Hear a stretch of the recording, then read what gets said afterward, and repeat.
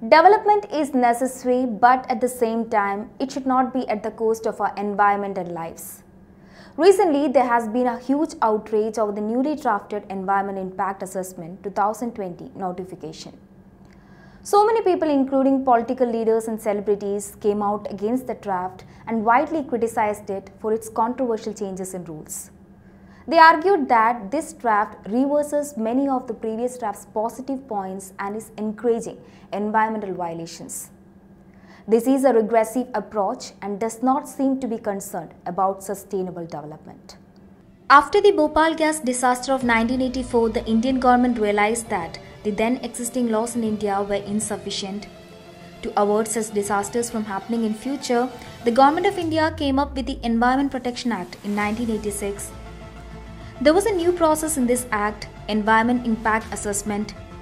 EIA is a formal process in many countries and is currently practiced in more than 100 countries. This process identifies and predicts environmental impacts at an early stage in project planning. Since the formation of EIA in 1994 in India, it has been a thorn in the flesh of both the industry and activists. The new draft EIA has been introduced in March but has been widely criticized for its problematic changes in rules. There is a clause of post facto clearance in the draft. According to this provision, if any project has started their operations without environmental clearance, then that will not be an issue. Since 1994, changes were made favoring the big corporates. With the new rules, the government has now made it easier for the industries to start operations without obtaining a clearance certificate. In the new draft, there is a list of projects exempted from the assessment. These include any project that the government categorizes as strategic. Once a project is considered as strategic, then no details will be disclosed to the public. This not only limits public participation but will also normalize environmental violations. In addition to this, the duration for public hearings have been reduced from 30 days to 20 days. Moreover, the draft comes at a time when public hearing was least possible due to the current coronavirus crisis.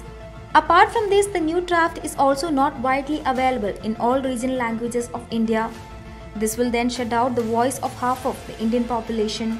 The public have been given time until the 11th of August, and if anyone feels that there are shortcomings with the law, then they can give their suggestions via an email provided. Actor Karthi Sivakumar is one of the first few celebrities who raised his voice against the draft. In a press release published in July, the actor stated the proposed EIA 2020 draft has instilled new fears in the minds of the common man and experts. Mollywood actress Parvati Thiruvuttur most recently asked the government to immediately withdraw the notification.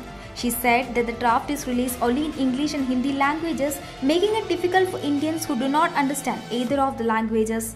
Meanwhile, Congress leader Rahul Gandhi slammed the central government over the new draft, saying it must be withdrawn to stop environmental distraction. Gandhi alleged that the aim of the EIA 2020 draft notification was clear loot of the nation. It is now easy for anyone to destroy the environment.